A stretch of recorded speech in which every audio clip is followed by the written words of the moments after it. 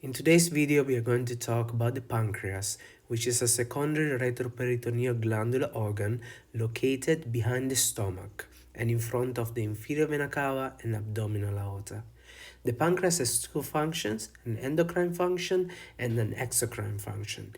The endocrine function is to release hormones into the blood.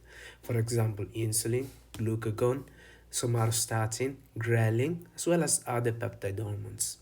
And the exocrine function is to produce pancreatic juice that contains a variety of different enzymes, and these are then released into the duodenum. So let's have a look at the structure of the pancreas. So to do so, I'm going to remove the liver as well as the stomach out of the way so that we can view the pancreas right here. Now the pancreas has a head, followed by a neck, followed by a body, as well as by a tail, and by a small process called the uncinate process, which is an extension of the head of the pancreas. Okay, and this normally passes behind the superior mesenteric vessels, which are right here, the superior mesenteric artery and the superior mesenteric vein. The head of the pancreas is normally located in front of the body of the vertebra L2. So that's where you can find normally the head of the pancreas. So if we look at the internal structure of the pancreas, we can see a duct system. And what I've just highlighted here is the pancreatic duct, also known as the main pancreatic duct or the main pancreatic duct of Versung, which is about 10 to 12 centimeters long. And it normally enters the duodenum into the descending part of the duodenum, which is the second part of the duodenum, also known as D2.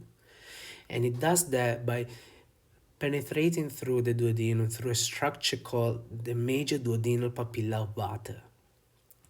With the main pancreatic duct, there is also a smaller pancreatic duct, which is called the accessory pancreatic duct, or the accessory pancreatic duct of Santorini, because this one also enters the duodenum and releases its contents through a structure called the minor duodenal papilla, which can also be known as the minor duodenal papilla of Santorini. So that's all in terms of structure of the pancreas. We reviewed the main parts of the pancreas: the head, neck, tail, body, uncinate process, and the internal duct system. So now we can move on into the syntopy, which is basically all the organs that are related to the pancreas. So we'll start with the organs that relate to the head of the pancreas. So we start with the ones that are found behind the pancreas. And those will be the bile duct, there will be the hepatic portal vein, and the inferior vena cava. So these are all the structures that relate posteriorly to the head of the pancreas. And what you can find ventrally to the head of the pancreas is the root of the transverse mesocolon, which is normally seen via the omental bursa.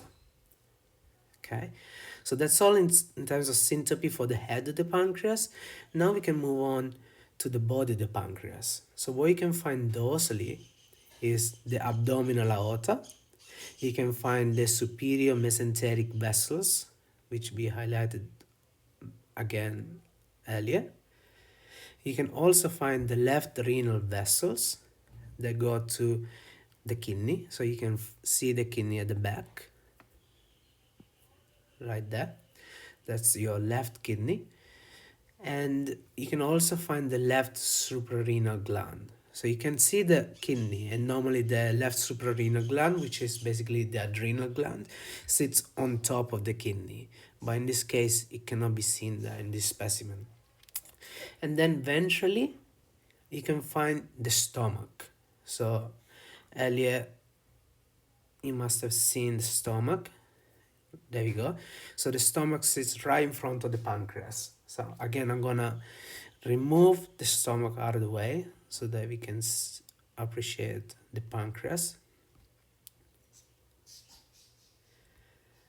So those are the organs that sit ventrally and dorsally to the body of the pancreas. And then you can find some other organs that are found cranially and caudally to the body of the pancreas.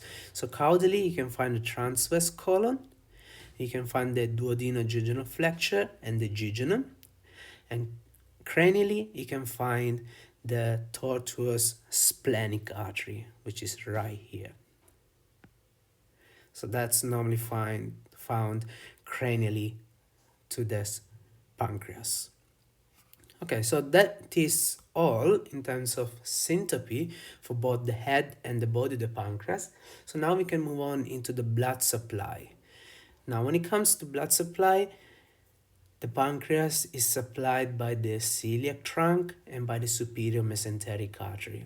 The pancreas is not directly supplied by by that trunk and by the superior mesenteric artery, but from branches that are derived from these two arteries.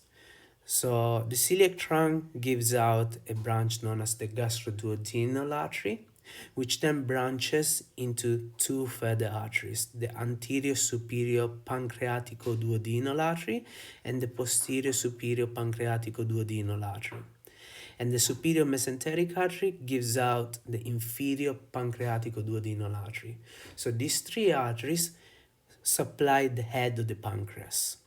So again, the anterior superior pancreatico-duodenal artery, the posterior superior pancreatico-duodenal artery, and the inferior pancreatico-duodenal artery.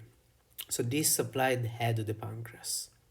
And then there are smaller branches coming from the splenic artery, which are known as the pancreatic branches, and those supply the body and the tail of the pancreas. And again, the splenic artery is also a branch of the celiac trunk. So the entire pancreas is supplied by branches that come from the celiac trunk and from the superior mesenteric artery. In terms of venous drainage, the blood goes back into the splenic vein and the superior mesenteric vein, which then go into the portal vein. So that's how the venous drainage of the pancreas occurs. So that's all then in terms of the blood supply of the pancreas. So in today's video, we'll have a look at the structure, the syntopy, and blood supply of the pancreas. So if you guys enjoyed today's video, make sure to put down a like down below and to leave a comment, or if you have any questions, let me know in the comment section down below, and I'll see you guys in the next video.